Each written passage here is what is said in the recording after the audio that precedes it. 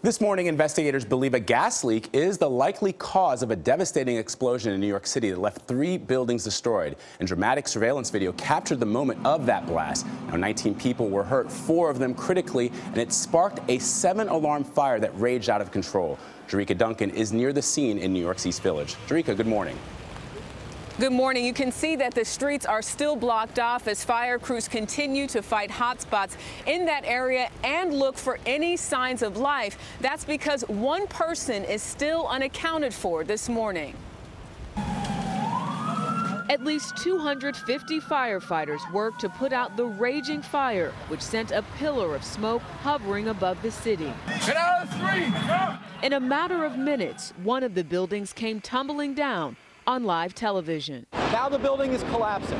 Witnesses reported hearing a loud boom around 3 Thursday afternoon. The powerful explosion blew the facade off one of the buildings. Bystanders captured cell phone videos of people helping the injured to safety. Get out of the way! This woman was rescued by someone who climbed up the fire escape from the street below. Soon after, several connected buildings were engulfed in flames. We have 2 people with burns to their airways and another person who had become unconscious following the event and was declared in critical condition.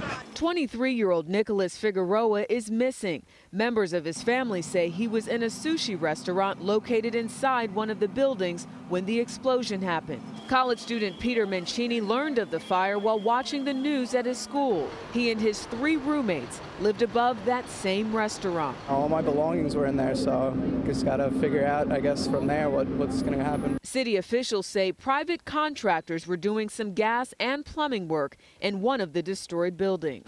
Con Ed inspectors arrived at the site earlier for a separate reason entirely, found the work to be unacceptable, gave instructions as to what changes were needed, and that was an hour or more before the explosion. Early indications suggest a gas leak is to blame. Some people in this neighborhood reported that they smelled gas before the explosion happened, although the city's mayor, Bill de Blasio, said there were no incidents reported to the city. He did tell people in this area that it is imperative for them to call 911 if they smell any gas. Gail? Always good advice. Thank you, Jericka.